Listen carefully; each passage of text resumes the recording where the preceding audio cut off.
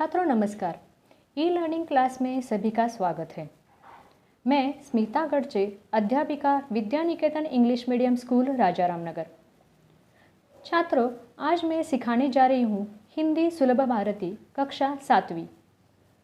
इस पाठ्यपुस्तक में पहली इकाई में देखो, समझो और बताओ इस भाग में हमारा पहला पाठ है वाचन मेला।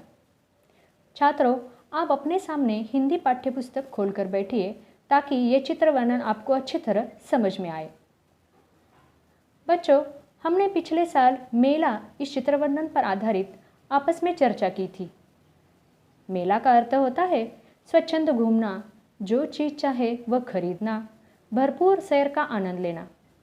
उसी प्रकार हमें सन 2020-21 इस शैक्षणिक वर्ष में हमारे पाठ्यपुस्तक में वाचन मेला यह चित्र वर्णन दिया गया है। अब आप लोग सोचेंगे, वाचन मेला का अर्थ क्या है? वाचन मेला का अर्थ होता है पढ़ना। पढ़ने के लिए हम खास तौर पर पुस्तकों का इस्तेमाल करते हैं। पुस्तकें अनमोल होती है, वह हमारे सबसे अच्छे मित्र होते हैं क्योंकि वह ज्ञान विज्ञान की भंडार होती है। व्यक्ति आते हैं, चले जाते हैं, परंतु उनके श्रेष्ठ विचार, ज्ञान, उपदेश, संस्कृति, सभ्यता, मानवीय मूल्य पुस्तकों के रूप में ही जीवित रहते हैं। उनका कभी भी विनाश नहीं होता। एक पीढ़ी से दूसरे पीढ़ी को वो प्राप्त होते हैं। उदाहरण के लिए हमारे वेद, उपनिषद, रामायण, महाभारत, हमारा इतिहास आज भी हमारे पास जीवित है, पास है, उपलब्ध है। यह ग्रंथ हजारों साल पहले रचे गए थे, परंतु आज भी हमें वो प्रेरणा देते हैं। हमारे राष्ट्रपिता महात्मा गांधी जी आज हमारे सामने नहीं है, परंतु उनका श्रेष्ठ साहित्य हमारे साथ है। वह साहित्य हम सभी का मार्गदर्शन करता है। हमारे जीवन के लिए आवश्यक नैतिक मूल्यों को वह सिखाता है। महान व्यक्तियों का लिखा साहित्य हमारे लिए वरदान साबित होता है। विज्ञान में भी आप लोग देखिए, अनेक वैज्ञानिकों का संशोधन ही हमारा धन, हमारी संपत्ति है।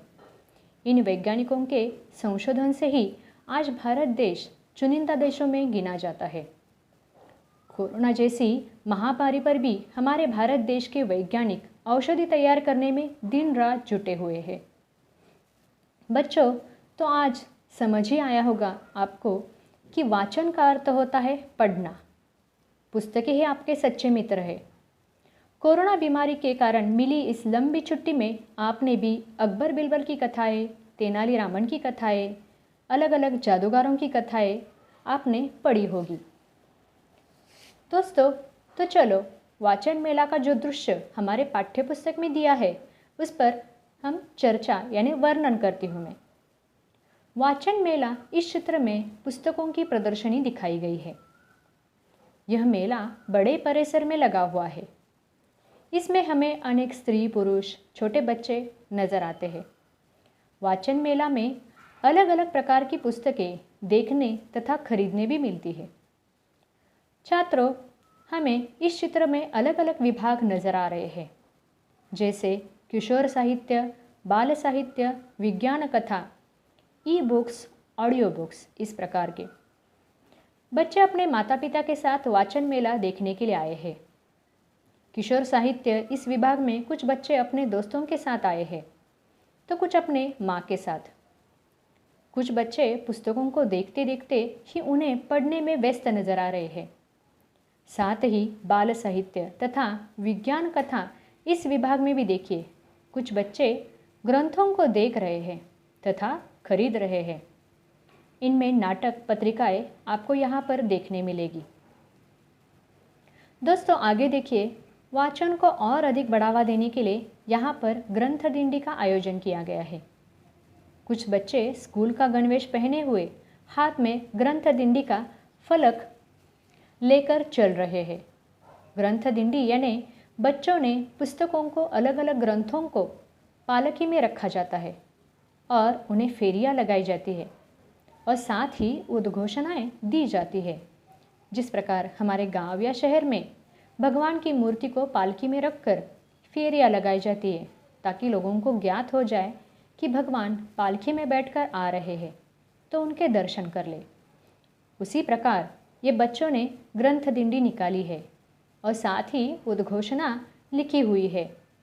पुस्तकों से पाए ज्ञान, पुस्तकों से पाए ज्ञान, जाने भाषाए विज्ञान, जाने भाषाए विज्ञान। इसका अर्थ है हम जितने अलग अलग पुस्तकें पढ़ेंगे उतना ही हमारा ज्ञान बढ़ता जाएगा। पढ़ने के कारण अलग अलग भाषाएं भी हम सीखेंगे और ज्ञान विज्ञान की जानकारी भी हासिल कर पाएंगे। दोस्तों आगे देखिए बाल साहित्य विभाग में कृष्ण सुदामा की कहानियाँ, पंचतंत्र की कहानियाँ, अमर कथाएँ, अकबर बिरबल की कथाएँ, तेनालीरामन की कथाएँ, हितोपदेश की पुस्तकें आपको देखने को मिलेगी। कुछ कहानियाँ हमारे दादा दादी या नाना नानी से हमें बताई जाती है, जैसे महाभारत, रामायण, जो अपने आप ही एक पीढ़ी से दूसरी पीढ़ी को प्राप्त होती है। छात्रों अब देखिए विज्ञान कथा विभाग में कुछ बाल विज्ञान कथाएँ, रोमांचक विज्ञान कथाएँ, बाल वैज्ञानिक कहानियाँ आदि पुस्तकें आपको नज़र आएंगी। दोस्तों आजकल डिजिटल युग यानी क्रांति युग है। बहुत सी किताबें हमारे पास PDF के रूप में मौजूद है। यह किताबें हमें मुफ्त में मिलती है। इनमें NCERT और बाल भारती की पुस्तकें उदाहरण के तौर पर बताई जा सकती है। ये PDF के रूप में उपलब्ध है। इनके लिए हमें कोई शुल्क देने की आवश्यकता नहीं। इसके अलावा कुछ बच्चों यहाँ पे कुछ ऑडियो बुक्स भी उपलब्ध है, जिन्हें पढ़ने की नहीं तो सुनने की आवश्यकता होती है, जिससे सुनने की क्षमता का विकास भी होता है, जिसे हम अपने काम को संभालते हुए सुन सकते हैं। ऐसे अनेक ऑडियो बुक्स बाज़ार में उपलब्ध है। दोस्तों अब चित्र में देखिए नीचे की तरफ एक उद्घोषणा दी गई है। पुस्तकें हैं हम सबकी साथी, पुस्तकें हैं हम सबकी साथी, प्रज्वलित करे ज्ञान की बाती।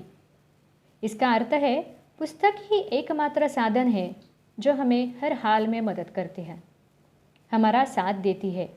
इन पुस्तकों के ज्ञान रूपी बाती यानी जीवन को और अधिक प्रकाश में कर सकते हैं। पुस्तकें ही मनुष्य के अज्ञान के अंधकार को ज्ञान रूपी प्रकाश की ओर ले जाते हैं। इस प्रकार वाचन मेला आपके गांव या शहर में लगा तो आपको ज़रूर जाना चाहिए और अपने ज्ञान की वृद्धि करनी चाहिए। छात्रों इस चित्र वर्णन के कारण आपको भी वाचन मेला देखकर या घूमकर आए ऐसी अनुभूति हुई होगी। तो चले इस पाठ में आए हुए कुछ नए शब्द और इनका अर्थ जान लेते हैं, ताकि आप भी इसे कंठस्थ कर सके और आपका शब्द संग्रह बढ़ा सके। वाचन मेला इस चित्रवर्णन पर आधारित कुछ शब्दार्थ तैयार होते हैं। उदाहरण के तौर पर देखिए, पहला पुस्तक, पुस्तक यानी किताब। दूसरा ग्रंथ, ग्रंथ का अर्थ है उपन्यास। तीसरा किशोर, किशोर यानी अल्पवयस्क। चौथा बाल यानी छोटे छोटे। पांचवा साहित्य यानी वाङ्मय, गद्यात्मक या पद्यात्मक रचनाएं। छठा विज्ञान यानी शास्त्र। सातवां वाचन मेला यानी पढ़ने का मेला। आठवां प्रज्वलित यानी प्रकाशित या प्रकाशमय। छात्रों इस चित्रवर्णन पर आधार पर कुछ प्रश्न भी तैयार होते हैं। उदाहरण के तौर पर देखिए, पहला है वाचन मेले में लोग क्यों जाते हैं। दूसरा है मेले में कौन कौन से विभाग दिखाई देते हैं। तीसरा है स्कूल गणवेश कितने छात्रों और छात्राओं ने पहना है। चौथा है पुस्तकें हमारे जीवन में कौन सी बातें प्रज्वलित करती है। पांचवा है स्कूली छात्रों ने कौन सी दिंडी निकाली है। इस प्रकार या इससे अलग भी आप लोग अपने मन से प्रश्न तैयार कर सकते हैं।